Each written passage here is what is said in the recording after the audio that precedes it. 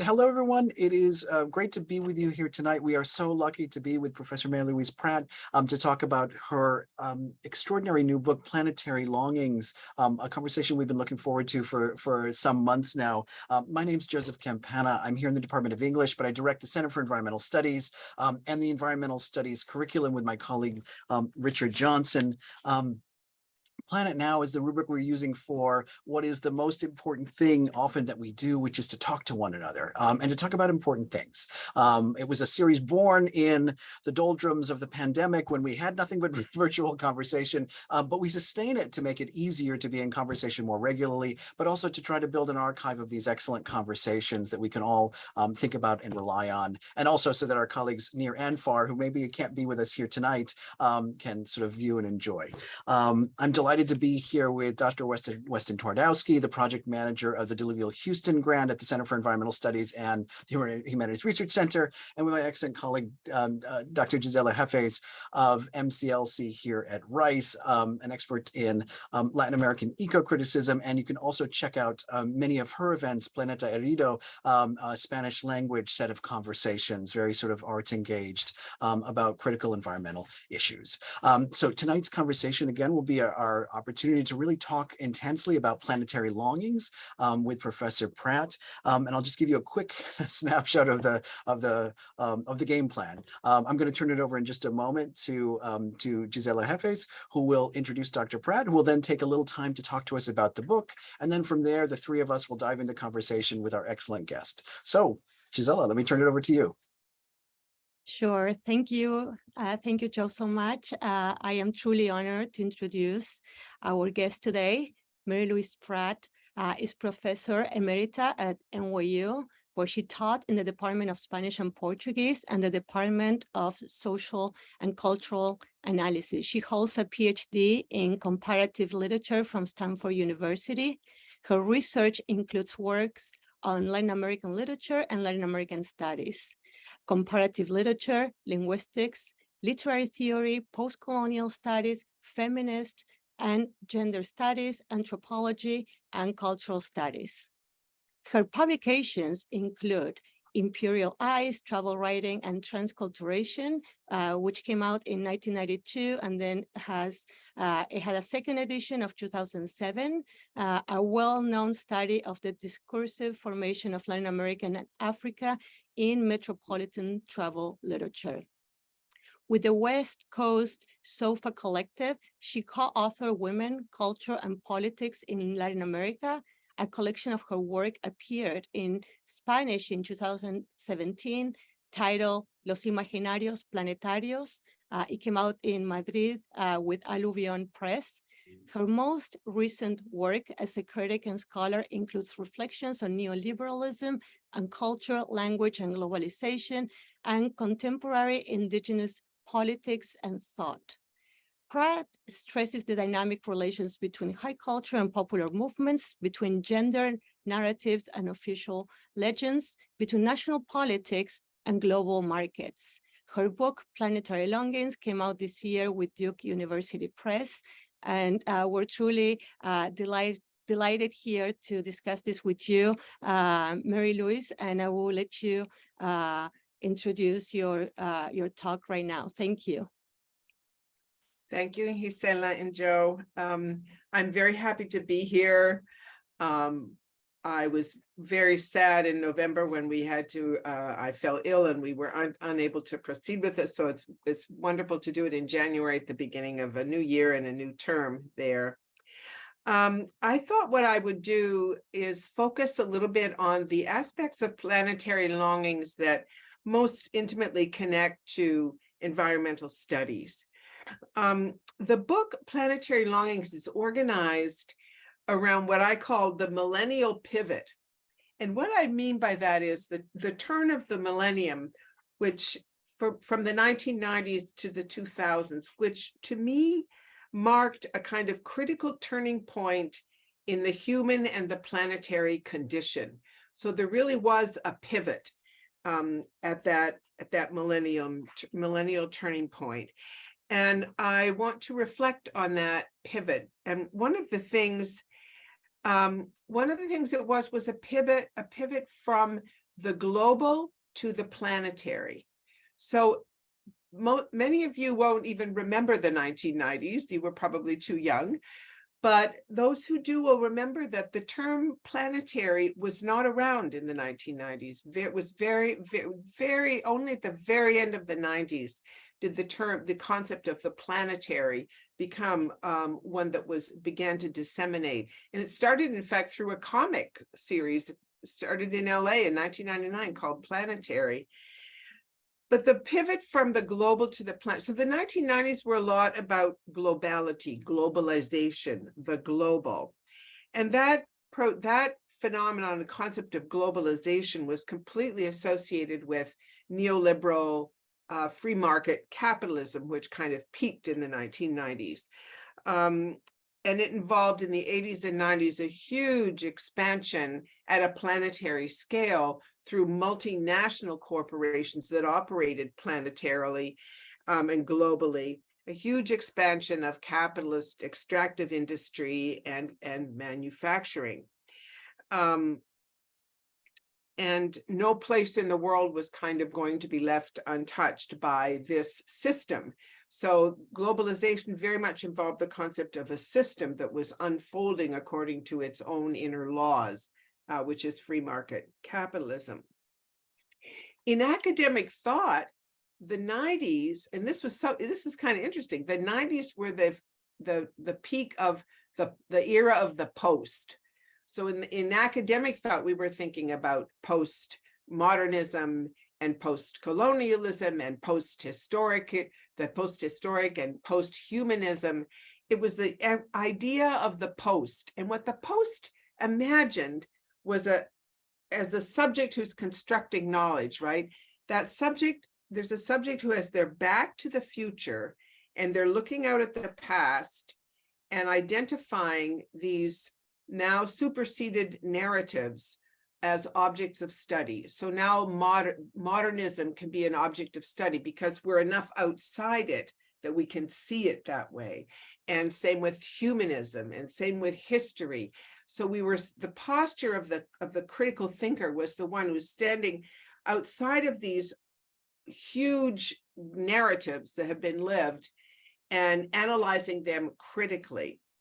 But that post, the subject of the post, the knowledge constructor of the post, it has their back to the future. They have no diagnosis of where they are themselves. They only know their post these other things, which is a very interesting, and it wasn't a very comfortable, I think, analytical position for many people.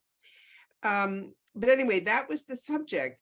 And with the millennial pivot, the knowledge constructor turns around and is now facing the future. And Planetarity inaugurates a knowing subject that is focused on the future, and very specifically on the crisis of futurity that we are facing, pending that the knowledge that we are entering into a future of environmental catastrophe and ecocide, and a future in which humanity's own actions have set in motion processes that humanity does not control.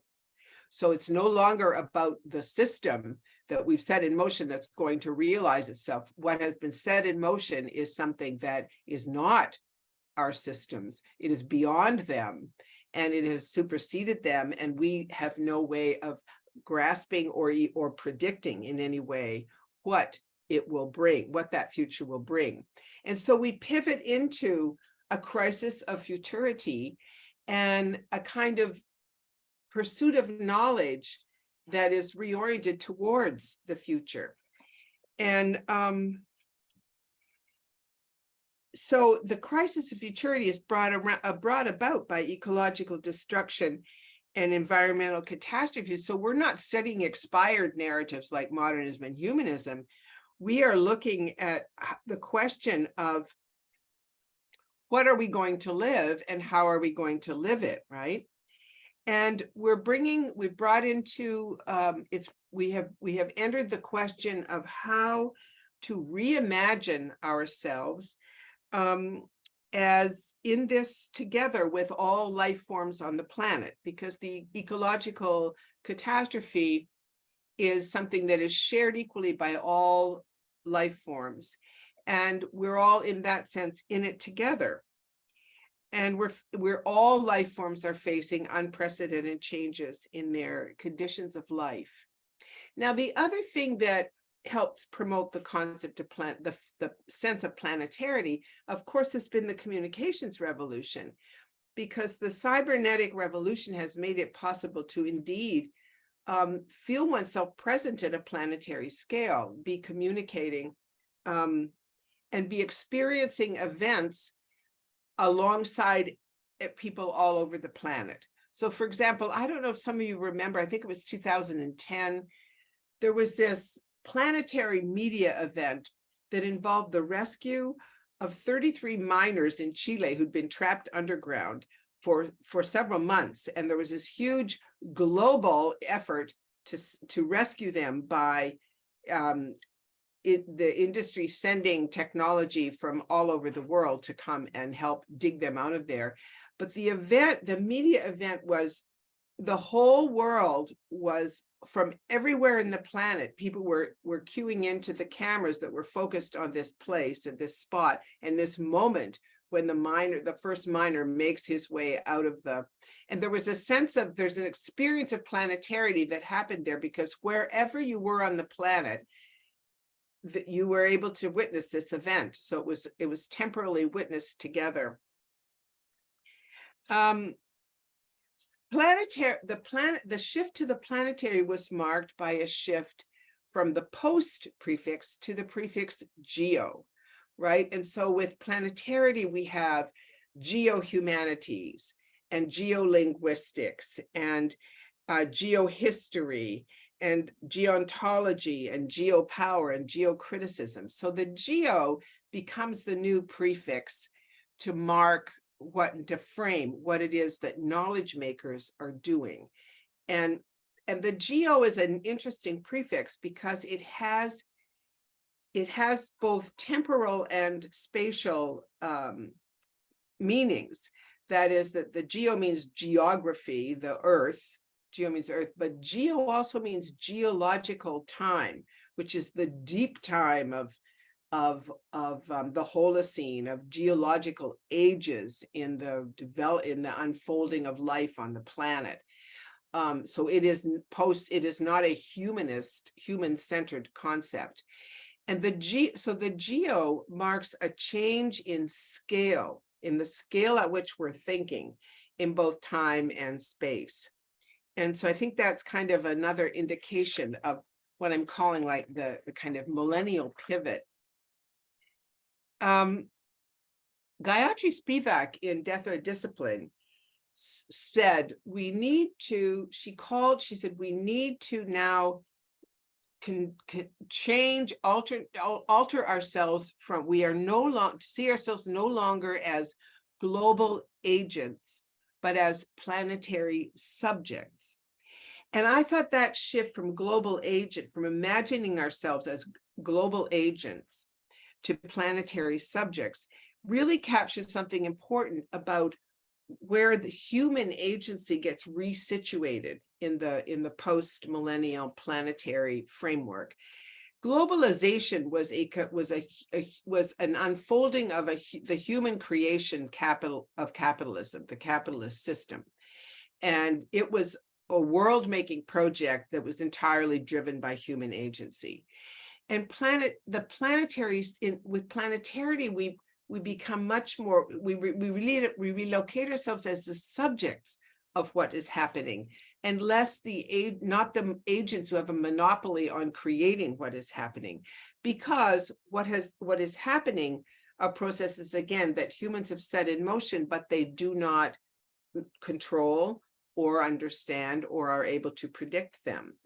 So the idea that there's a kind of different sense of human agency and where our powers lie, and a diminishing in the sense that the world makers are the humans, and rather than the world is being made partly involving us, but not only us. and now involving forces that don't belong to us. And so that shift from global subject to global agent to planetary subject, I think, is really quite another way of being revealing the millennial pivot that I'm talking about. And one of the things that results from that is it is no longer a question, for example, now in the post-millennium, it's no longer a question of humans fixing everything and just getting it back to where it was. It's no longer about we are agents who can repair the damage, restore what's been lost. For a while, it looked that way, but that is not where we find ourselves now. There is, as Elizabeth Colbert put this, the ecological environmental writer, brilliant, she wrote, it's no longer a choice for between what is and what was, but a choice between what is and what will be. And that's the shift into the crisis of futurity that I think is sort of pivotal, and is pivotal for me in Planetary Longings. So that means planetarity then also names not only a crisis of agency, but a crisis of knowledge, and new challenges for knowledge makers. And you people who are listening to me tonight are those people. You are the knowledge makers of the planetary era.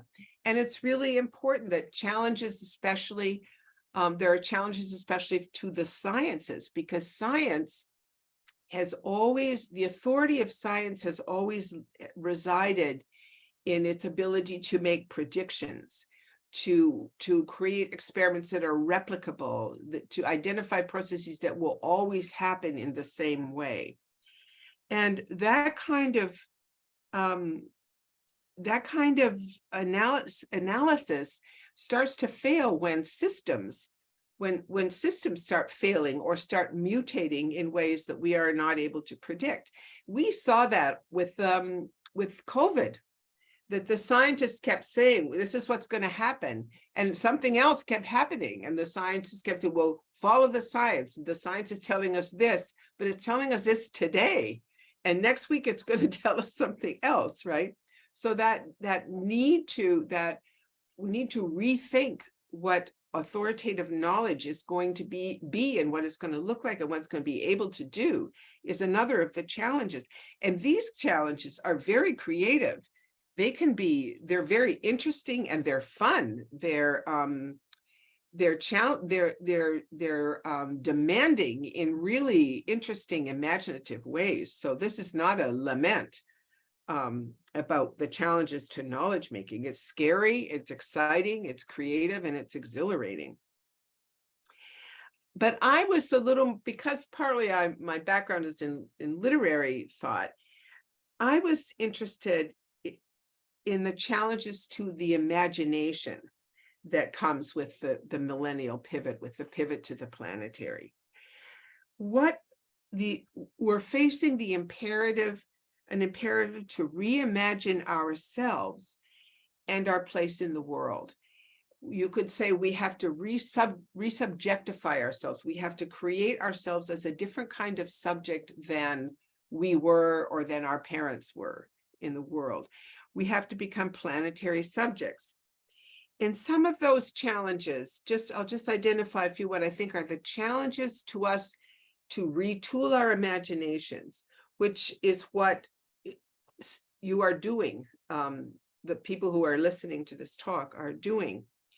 We have to first adapt to an unprecedented reconfiguration of the predictable and the unpredictable, and of certainty and uncertainty. So we are certain now, for example, that extreme weather will increase across the planet. We have complete uncertainty about what that will involve, right? So we knew that extreme weather was going to happen, but we couldn't have said, these storms are coming to California, there's going to be 7 of them over 6 weeks, right? There was no way to imagine, to be able to have science tell us that. So extreme weather of that kind, extinction, we know that mass extinctions are going to happen. We are certain of that. We predict that, but we have no idea what extinctions there will be, what species will thrive anew, what species will disappear. We don't know. We know oceans are warming, but every single prediction that's been made about how fast they're warming and how much they're warming has been wrong. So we have a whole reconfiguration of the certain with the uncertain and the predictable with the unpredictable. Likewise, there's a challenge to the imagination that's a challenge of scale. We have to get from the global to the geo, that massive, the ability to imagine, to be comfortable and adept at imagining at that planetary scale, that, you know, the disappearance of the snails from your garden is connected to the temperature rise that is happening here and there and everywhere. So the ability to think at scale. There's a writer named Amitav Ghosh who wrote a book called The Great Derangement that some of you may have read. And he was talking about the failures of imagination in modern subjects that are making it difficult for us to grasp the imperatives of climate change and environmental disaster. And he does this really interesting, he's a South Asian from India. And he says, you know, the worst thing the West has given the world has been realism, narrative realism, which is narrative storytelling that has to take place at the level of the specific and the local and the individual. And that's the only kind of storytelling that can present the world to us. And he's thinking about South Asian traditions, and there are Western traditions too that are mythic, that happen at a huge scale, in which gods are fighting gods and inflicting huge disasters on people. And he said, we need to recapture the mythic scale in order of things, in order to be able to think planetarily. So that idea of being able to imagine at a huge scale and be able to navigate across scales, to navigate from the local and the particularistic straight up to the planetary. Those are kind of mental gymnastics, imaginative gymnastics that we're being asked to acquire, and we do. And it's really a pleasurable experience to acquire that kind of intellectual and imaginative agility. And I think one of the other challenges to the imagination is humans have to imagine themselves as sharing, not owning the planet, and sharing, not owning the future. And humans are challenged to really imagine themselves as a species completely intertwined at every turn with other species, and intertwined with non-living forms like the lakes we live beside, the oceans we live beside, the mountains that are before us, the ground we step on.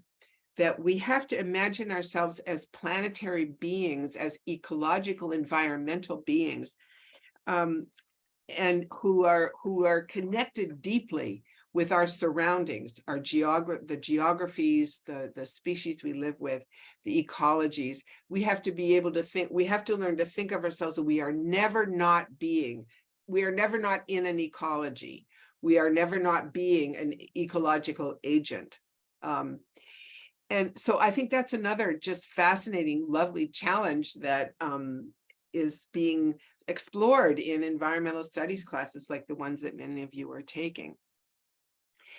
And I think the other challenge to us as planetary subjects is coming to value those interconnections, to value ourselves as planetary subjects, to have those interspecies and linkages and those geographical rootings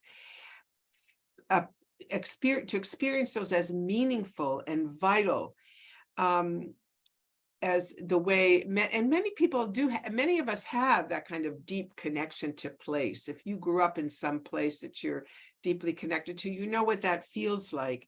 I could sort of call it, we have to cultivate the love of the world, so that even as we experience loss and change, and, you know, the mangrove swamp turning into being devoured by the ocean, we have to learn to love and care for the new environments that emerge from destruction. We have to learn what Anat Singh calls the arts of living on a damaged planet.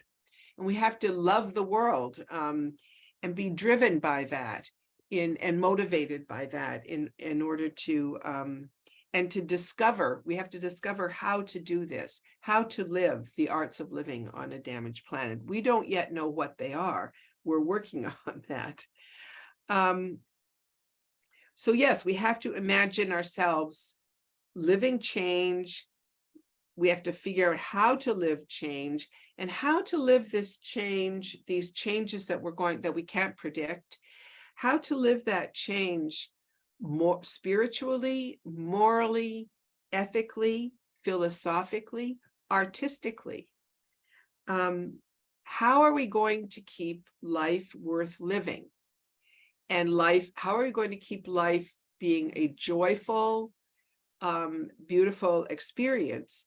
Because if we don't do that, it's not worth it living, right? Life isn't worth living. I'm very inspired in this respect by a man named Thompson Highway, who is a Canadian Cree thinker from the far north, who considers himself an expert because of the history that his people have lived, which is a terrible history of colonial destruction. He is an expert on how you have to keep laughing and be joyful in the midst of the most devastating destruction and loss. And otherwise you don't survive, or you do not survive in a functional way. And he's written a marvelous book called Laughing with the Trickster, in which for him, the trickster figure is the trickster that makes everything something you can laugh about and something you can be joyful about. Something it makes everything realizes the potential for fun in everything. And for Thompson Highway, and he says the biggest lesson he learned from his parents, who were completely traditional Cree trappers, was laughter is the most important thing in the world, in life. And you have to always find the ways and make the ways to keep laughter part of your life. And that's what makes life worth living. And mourning, grief, and remorse, we know how to do those. And that's why we look at environmental destruction and loss, and we feel guilt, mourning, grief, remorse. Those are not the feelings that energize people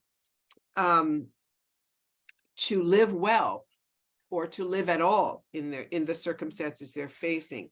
Rather, and this is sort of Highway's point, in the midst of loss, death, and extinction, humans have got to work to keep their love of the world alive and powerful, including their love for the new landscapes that emerge from the ruined planet, the ruination unfolding around us. We have to learn, Highway says, to hold the past as living in the present, not nostalgia, but to keep it alive among us and have it still sustain us like ancestors do, so that the things we've lost still enliven our lives. They still are with us, so they're not really lost. And we have to be able to acquire the abilities to cultivate beauty, pleasure, and joy in order to, in the midst of living loss. And those are, to me, just riveting challenges. And I don't have the slightest doubt that this is possible. It's been done many times, and it's one of the reasons that as I'll say in a minute, why Indigenous knowledge makers are incredibly valuable to us these days, as they know. But people have to continue to love their own humanness, even as they recognize and hold themselves accountable and own the devastation that they have wrought on the rest of the world. And that's the only energy that's going to empower kind of survivance and the ability to change. So that leads to kind of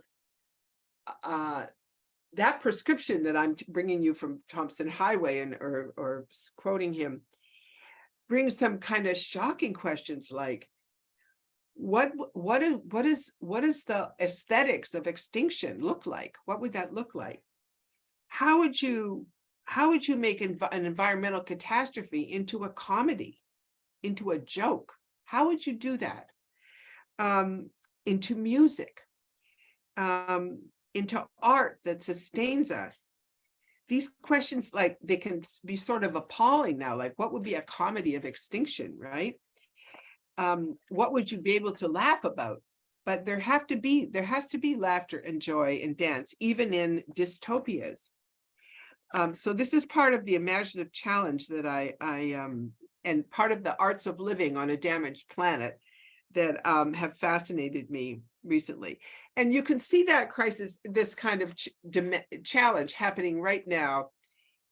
I just began reading in the news pieces about how Switzerland this year has no snow.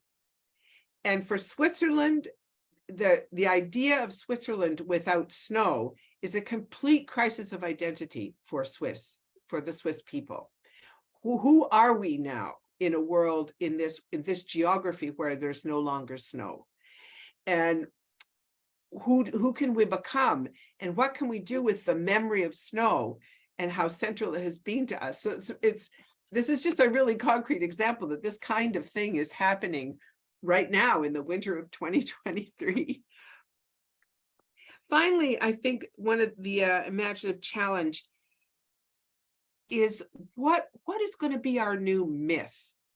And by myth, I don't mean an untrue story that we decide to adopt. I mean the big story, the grand narrative that embodies our planetary longings and that inspires us to act in one way or another, and that enables us to project into the future, the way modernity used to be the great myth that you could project into the future, and you were going to be someone who was creating modernity in wherever you were located. So what is going to be our big myth? And I don't think we know that yet. Maybe we've seen big myths come and go, like modernity, development. Neoliberalism was interesting, the free market, because it didn't create a myth that anybody wanted to live. It didn't inspire anybody in particular. It was unable. It created a system, a global system, but it didn't create a mythology that inspired people to want to live it. And I think that was, in the book, I analyzed that as one of its big failings. And you see now post-apocalyptic fiction is out there trying to create new myths. Fiction is where myths are created. But in most of them, there's this dystopic, Darwinistic myth of survivalism. That seems to be the most familiar new myth. And another is, of course, the Anthropocene, the idea that we've entered a new geological age. That's another big story that we're being offered. And I think this is still under negotiation and under inquiry, like what will be our new, is a new myth that will enable us to develop the arts of living. So the last thing I want to mention is there are two last points I wanted to mention. One was, going back to Thompson Highway, he is a Cree thinker. He is an Indigenous thinker. It is no accident that the millennial pivot, starting in the 90s and carrying over into the 2000s, there has been an extraordinary flourishing of Indigenous thought burgeoning all across the planet, coming from Amazonia, from the Andes, from Australia, New Zealand, from North America, Mesoamerica, Hawaii, Scandinavia. There has been a wave, a huge outpouring of Indigenous knowledge making. And I think this is a very important dimension of our new situation, of our pivot, because the Indigenous knowledge makers, this work is very extroverted. That is, this is not Indigenous people saying, this is how we think. This is Indigenous thinkers saying to not addressing non-Indigenous people and saying, you need to indigenize yourselves. If we are all going to go down in this ship together, unless you all change in ways that we can show you how to do and tell you what it involves. So it's extroverted knowledge making. It's knowledge that Indigenous knowledge makers are putting into the world to become a new intellectual commons that can be shared, and out of which perhaps will come the new myths that we're going to live. So one of the characteristics to me of the planetary moment is the centrality of Indigenous thought and the incredible burgeoning of what I call extroverted Indigenous thought. The other thing, the other dimension that's conceptual, that I think is useful to us at this point, is that I think we can come to think, rather than thinking in terms of structures and systems, we have to start thinking in terms of forces.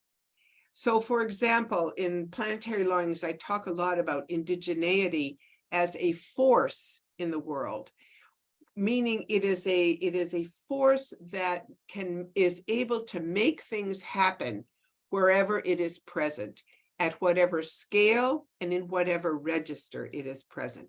So indigeneity can exercise it, can act in, can make a fashion statement. If it can be a fashion statement, or it can generate a whole new institution at the United Nations, or it can generate a political revolution in Bolivia. Indigeneity is a force that can operate at any scale and in any register. And what I like about thinking about forces that way is that it lets you navigate the range of scales, and it lets you work with unpredictability, that you don't know what this force is going to do in a given situation, but you know it has the power to make something happen wherever it appears. In Planetary Longings, I treat coloniality in the same way. Colonialism was a system. Coloniality is a force. It can turn up anywhere and make a fashion statement, or create a political regime, or a school curriculum, so it is a force, coloniality, that's there, able to work at any scale, in any register, and unpredictably. And so I think and one of the things that I like about this is that thinking about indigeneity, coloniality, these things as forces, lets us embrace them in the same categories or the same mental space as we embrace fire, water, wind, fire, cold, heat, the forces, the non-human forces in the world that are also operating at every scale, in every register. Gravity is a force that can make my pen fall off the table or make the Twin Towers crash, right? It's a force that operates at every possible scale. And we have to be able to imagine gravity that way. So I like the way that the idea of forces crosses the divide between the human and the non-human, and the living and the non-living, as the things in the world that make things happen at scales and unpredictably. So that was the thought that I wanted to leave you with that idea, first of all, about indigeneity as a force, and then the idea of forces. as a device for imagining circumstances in a planetary way. I'll stop there and then we can hear from others. Thank you very much.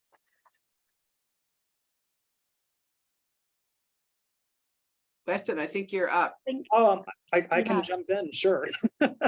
Thank you.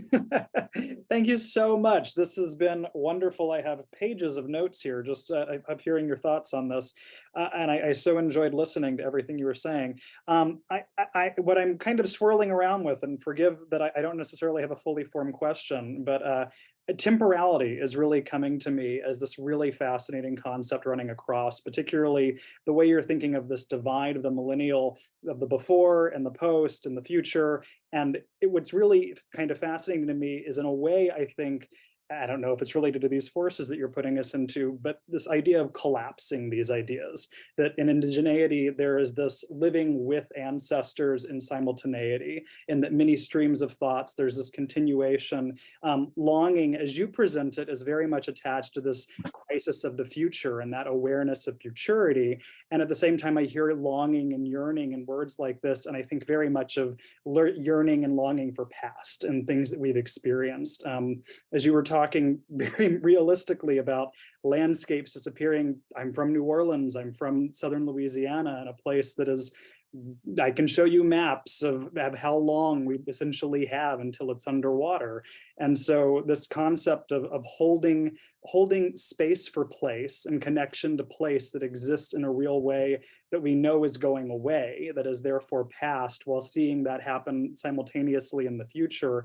I'm really kind of fascinated by the ways that many of the ideas you're presenting us with are really encouraging to think across time in simultaneity, and in a way that breaks down a certain kind of linear and often neoliberal approach to solely the present, right? Solely next quarter's profits, but moves us towards longer time scales to move to a different kind of indigenous example. Actually, the Ojibwe have a thought process of 7 generations, right? That's 3 generations in the past, that can exactly, and 3 into the future. And so these kind of world-making processes you're giving us, something that's just running through for me is this idea of how can we break down some of these barriers.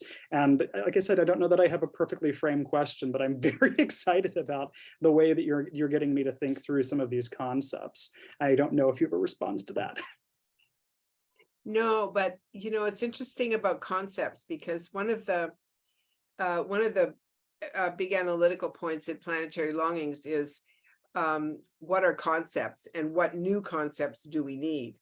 And I use the theory of the concept. I use the theory of the concept that's articulated by a feminist philosopher named Elizabeth Grosz. And what she says about concepts is concepts are all about the future. That concepts concepts appear always in relation to specific problems. And they don't solve those problems. They don't propose solutions to the problems. They enable you to think about alternative futures and futures where those problems are solved. And so they enable you to think towards solutions by enabling you to imagine alternative futures to the one that that you're living. And so even concepts are, and her theory of the concept was articulated in a book she published in 2014. It's a totally 21st century post-millennial rethinking of the concept. And I think so it's really helpful in that way, that we have to come up with the concepts that are useful to us that are enabling for us to imagine alternative futures. And what listening to you, Weston, I kept thinking, you're also talking about, like New Orleans, you're talking about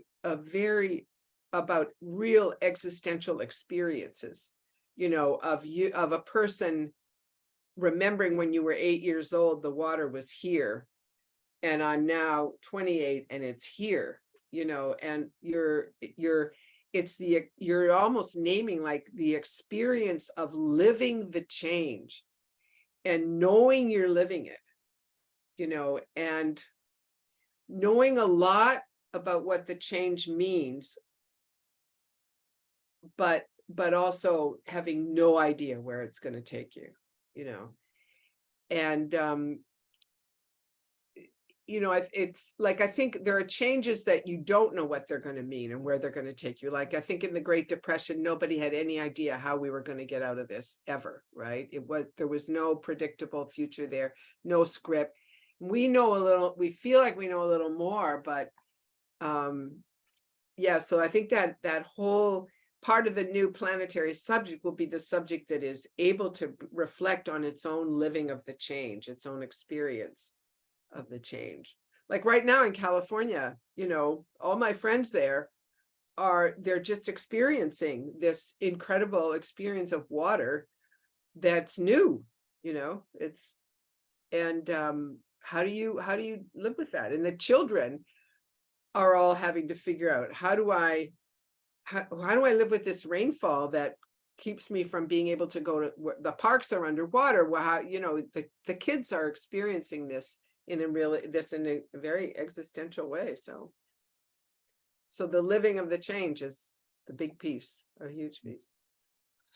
Professor Pratt, if I might, I wanted to ask about this sort of millennial pivot, because as you were talking, I also thought about, yes, millennials. So what I should say is I thought about some of the generational issues and the intergenerational tensions right now, especially because on the one hand, we have the youngest generations being the ones who are at the forefront of a great deal of climate conversation and activism, also living through times in which the very communicative devices and networks that enable that are also dangerously impoverishing the imagination. And it seems like it's such a tense moment to try to have a kind of rigorous critical imagination for the future that is also not merely depressive, merely apocalyptic, but also to rely on systems and technologies that are sometimes work entirely against that. It feels like it's a certain kind of challenge for everybody, but also particularly for so those who have been some of the most vulnerable to this sort of COVID moment we've had, right? Which is to sort of grow up in the midst of that. So it's just something that I was also thinking very much about, is how the generational complexities and conflicts of the moment we're in. Oh, that's so, yes, that's so dramatic. And I think one thing I would say is that it means that what goes on in classrooms is really important. The teaching that happens is really important. The learning that happens, what students bring to the classroom, and the kind of intergenerational communication that happens in classrooms is really important. But I also, I worry a lot about the generational divides, and I do feel that the only solution there is communication in general. You know what I mean? It's not the first time we've had generational divides. I mean, my generation was hippiedom, you know, and we horrified our parents in as many ways as we could think of, right? And a lot of things changed in that process. But I do think older people have to be taught by younger people how to see the world as it looks to younger people, and they're not going to figure that out without help. And so I think intergenerational communication is really going to be important here. But I think lots of older generation people can see that for the younger people, for their children, their grandchildren, the paths that the younger generations have towards their futures, towards constructing a future for themselves, is completely different from what was there for the older generation. I see that, you know, the paths that I had are not ones that, you know, are going to exist in the same way anymore at all. And so there's an incredibly valuable conversation about futurity and future world making and future making that can happen across the generations. That would be a really good thing to, you know, to see. So I'm thank you for bringing that up.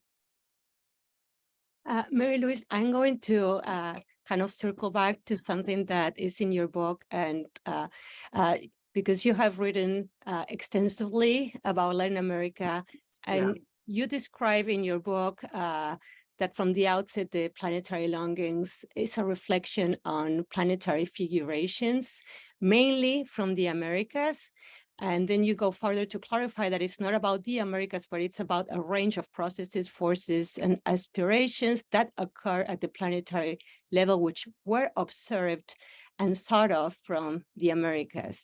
So as someone who works in online America as a Latin Americanist, I was wondering about what is the specific of the Americas that drove you to reflect on issues that are of planetary dimensions from every local site and from every local space, which is not only a space, but it's a convergence of histories, resistant processes, and many other things. Yes, okay. Yeah, I elaborate on this in Planetary Longings, but what I say is, yes, I think from the Americas. I think about the planet from the Americas. And the singularity of the Americas is just something that has defined my work and my life. I have always yes, the Americas has always been my kind of geographical home. And I think one of the things that fascinates me about the Americas is that they lie outside they lie outside the grand narrative of the Afro-Eurasian rise of civilization and rise of man and so on, that narrative that the three connected continents have created about the rise of humans and the rise of civilization. People have forget in the process of that, of thinking about that the Americas have a separate history, that all these things that we think of as civilizational were created in the Americas independently of Europe, Asia, and Africa. So the city, the idea of the state, the idea of mathematics, astronomy, alphabetic writing, all these things were created, arose in the Americas independently from the rest of the world. They have their own history there.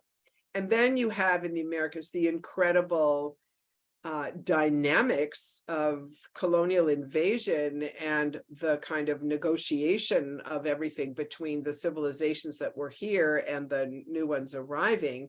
And as you said, the unfolding of resistance and domination that produce these dramas, but also produce incredible imaginative feats. And so, yeah, the singularity of the Americas is, for me, makes the Americas a wonderful place from which to think about the rest of the world. And partly this is, I grew up in English Canada, and in English Canada in the 1950s, when I was a child, I mean, on the one hand, the Queen of England, it was very colonial. The Queen of England her picture was in every classroom, every courtroom, every ice skating rink.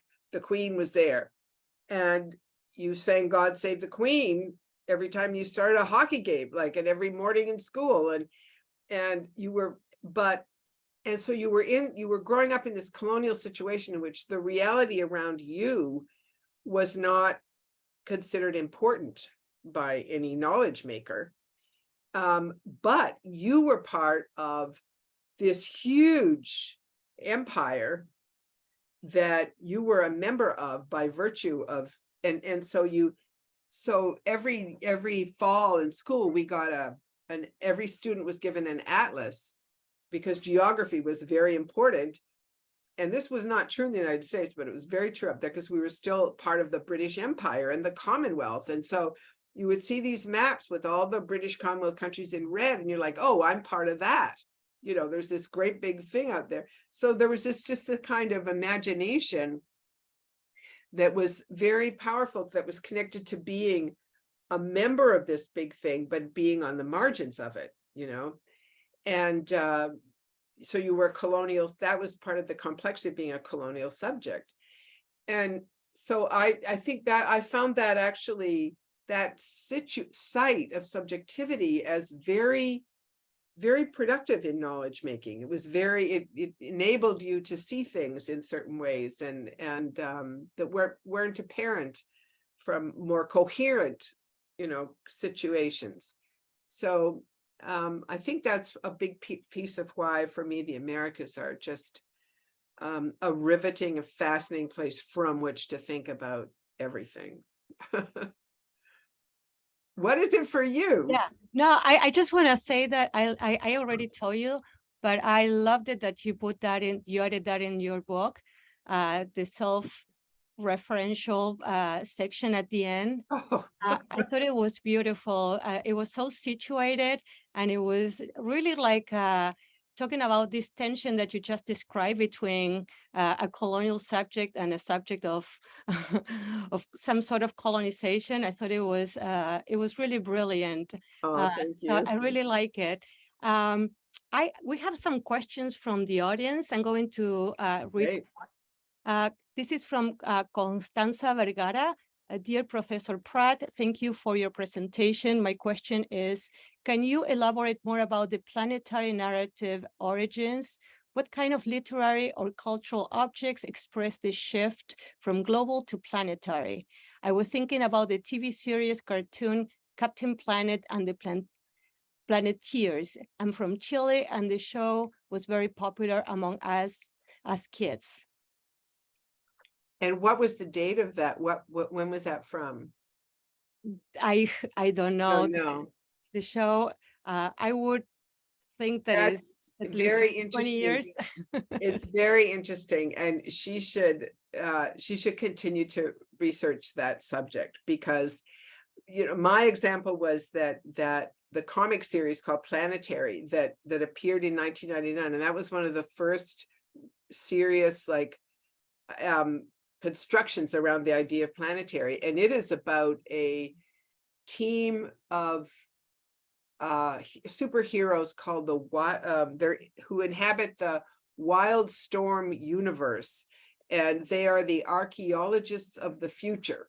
So it's all right there in that conception, in that comic in 1999, which I was really fascinated. And it's the suggestion is that very often vernacular culture or popular culture is actually out in front of high culture and academic culture, and that and it sounds like these examples from Chile are additional examples of that kind of but I don't know those, and I would love to hear more about them. It's a great question. We have another question. I don't know, Weston, you want to read it? Sure thing. Yeah, you have a question about how you think academia must change concretely in order to develop knowledge and arts for the planetary subjects we must become, from someone Carreras, Anayala. Oh boy. That's a very important and very big question. And it's being worked out now, I think, in things like your environmental studies programs, different kinds of teaching that involve more hands-on work in the world, getting off campuses into ecologies and observing things. I agree with you completely that we're dealing with different kinds of subject matters. The idea, for example, of damage and damaged planet involves, you know, really, really interesting creative challenges. Like, how do you write about a damaged landscape and make it beautiful and fascinating without mystifying it or denying so I think it involves new teaching, dealing with new primary sources. For example, one of the things that one of the kind of domains of expression that are very empowered by Planetarity is aerial photography and satellite photography. And those, I've worked in the book with a photographer named Edward Burtynsky, who does these extraordinary aerial photos of ecological disasters, but he makes them breathtakingly beautiful. So he'll photograph the dry bed of the Colorado River from the air, and in the photograph makes the sinuosity of the curving of the track of the river in this desert landscape, takes your breath away with how beautiful it is. And at the same moment you're seeing that incredible beauty, you're like going, holy crow, this has happened. And so it's this combination, powerful aesthetic combination of what I think is beauty and horror, that is just an astounding aesthetic intervention that creates the new subject that we have to be, that it enables you not to deny the beauty of things, but at the same time be able to hold that in your imagination at the same time as the devastation that you're looking at. So that's an example of new aesthetic projects that I think are really, and there's a huge amount of aesthetic experimentation going on now with interactive artistic works where people have to interact with trees or forest environments and things. And that kind of experimentation is what we have to have. I think we don't have answers now. We have to be in a period of experimentation where you just have to keep trying stuff. And things that fail, and things that don't. And you learn from all of it. I'll hold up for a second. For those who haven't seen the cover of Dr. Pratt's book, there's a little reference image for the Burtynsky that you're talking about. That's a photograph by Burtynsky of a river of copper tailings from a copper mine in northern Ontario. So it's this gorgeous red river that's a total disaster. Yeah. And he's also, I think like he's also able to capture the scale, right? He works with scale, and the scale of excavating and the extractivist practices, sometimes in mountains in Italy, sometimes the containers in a Chinese factory, where you see the scale of mass consumption, right? And it looks tiny, right? And the way he works with visualizing, right? With this, how he visualizes it, it creates this feeling of like almost you're looking at a Lego piece. So it's really it's magnificent.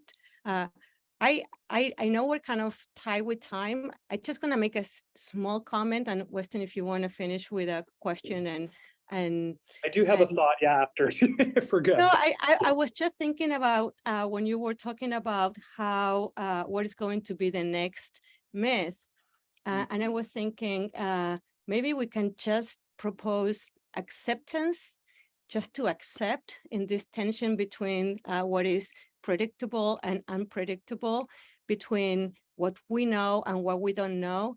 Maybe we need to accept and embrace that we maybe may know, and maybe we may not know, and we may not be able to predict, even though we try, because I do think that even, as you said, we're experimenting now, scientists are predicting, we're kind of all trying to kind of find that answer that we might not be able to find, and we might just be better off, I think, accepting that, and maybe from that acceptance something can come. And this is a thought. Yeah, I think acceptance, but maybe more like embrace. Embrace is different from accept, right? Embrace is like you're going to own it. And I think it's important not to be in a kind of passive, you know, situation of non-agency and non-accountability. I think that we have to own it, and then figure out what to do with it, and how to live it. Yeah.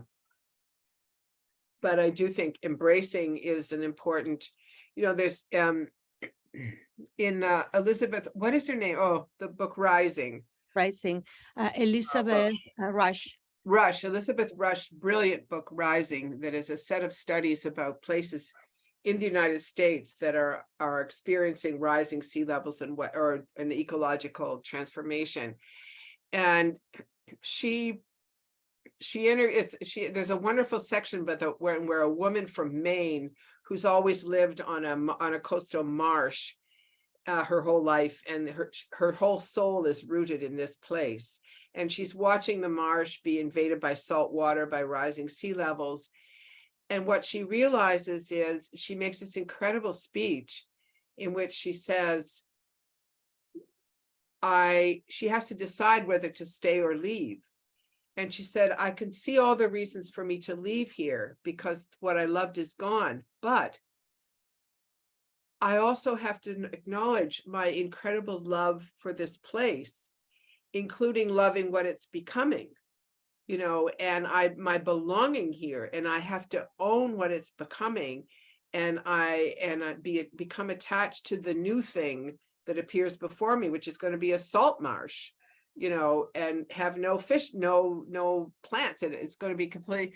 But she's saying, I'm realizing that my identity is not in the continuity here with my grandmother saw and her mother. My continuity is with the place, and whatever it's becoming, I belong here. So that's just a kind of existential formulation of the kind of thing that we're going to have to. It's like New Orleans. Everybody who lives in New Orleans is going to live that kind of predicament, you know, where this is where I belong. And whatever it's becoming, it's still where I belong, you know. So I find those challenges to, it's to the imagination, to the heart, to the body, you know. There's a very big recreation of the self that you get to do. It's an opportunity in that way. So yeah, that's what I was thinking, like becoming, right? Kind of accepting and becoming, because in a way we have some agency, but we are not completely in control. So there's this kind of like tense relationship between our agency and our planetary subjectivity. Well, I think some of what you suggest in the book that I love in your section where you kind of rethink or help us to rethink our interpretation of contact zones, and in kind of speaking of contact zones with, you know, the human and the non-human and the ways that those interact. You know, you shout out performativity and improvisation, and this idea, you know, both of what you were just saying about the embodied and that embracing, but also improvisation, and, you know, you say it implies a third term of imperfection, that willing to continue, that yes-anding, that moving forward. And yes, I'm a performance scholar, so this resonates deeply. But I think, you know, as we consider what kind of arts move us forward, as we consider this process of discovery, you know, to your point of embracing, some of it is that willingness to just take on that full embodied challenge and continue to discover and move forward, and yes, and so I really loved that section and the way that you were thinking. Oh, good. Yeah, improvisation is the arts of uncertainty, and we have to, you know, the arts of uncertainty are what we are challenged to perfect or to develop, you know. And so, and it can be very interesting and fun. I mean, that's a funny part that for me, even if you are a complete pessimist, and hold the position that, you know, carbon-based life in all its forms is going to end on the planet, and that, you know, if you are a total pessimist, it's still an extraordinary challenge at every level about how you're going to live that. How are you going to live that process? So, and how are you going to live it creatively, ethically, morally, philosophically, existentially, physically? It matters. And in Latin American indigenous thought, there's a phrase called el buen vivir, right? That the whole ideal of living is living well, el buen vivir. And the question is to figure out what is the good life, the living well. And no matter what situation you're in, that's a question that needs inquiry, that stimulates an inquiry. What does it mean to vivir bien, whatever this is that I'm living? Can it be lived well? And that's Thompson Highway's thing. If you're not laughing, you're not living it well. And if there's no joy, and if there's no song, and there's no laughter, you're not living it well. And I think those kinds of challenges, where we don't know exactly what the moral dimensions, the ethical dimensions, the aesthetic, we don't know what those dimensions are. We have to find them, because what we've been given by the past is not going to give us the future. And so that's like an incredible opportunity, even if you're pessimistic about what the outcome is going to be, because the getting there is everything, the living of it. So that's at least the way that I conjugate optimism and pessimism. I think that's a beautiful way of closing. Yes, I would just love to thank Dr. Pratt for this wonderful conversation. We have so enjoyed getting to chat with you. I know my mind is racing. Thank you to everyone who was able to join us. I will flag for you all that our next Planet Now conversation will focus on performance activism. So if you have any interest in improvisation, we will continue this strain of thought. We'll be speaking also with the NYU Dean of Humanities, Una Chedhuri, and Kathy Randall's out of New Orleans and Art Spot Productions, and Beth Osnes at the University of Colorado Boulder, about various activities that they have utilized performance techniques in eco-activist spaces over the years.